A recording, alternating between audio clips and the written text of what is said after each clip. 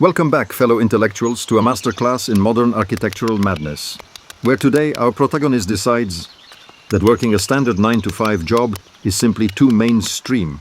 So he opts for the therapeutic hobby of playing with dirt, mud, and heavy bricks in the middle of an absolute wilderness, proving that if you have enough gloves and a really determined look on your face,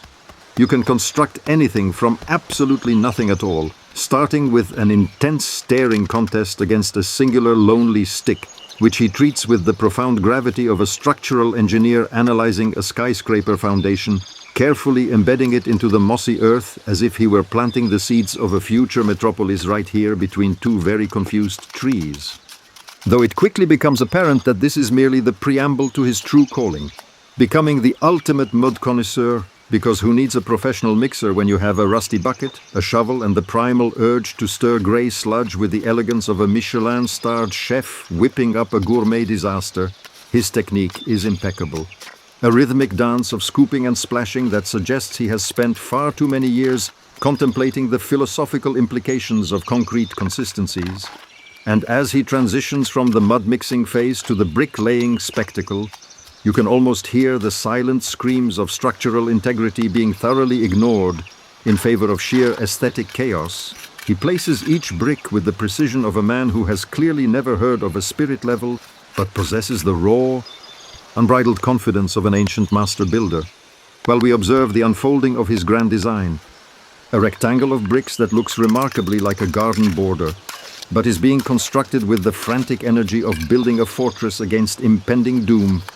Observe the deliberate way he slaps the mortar, a gesture so dismissive yet so intentional that it forces you to question your own career choices and whether you too should be out here in the forest wearing tactical gear and building brick frames in the damp leaves.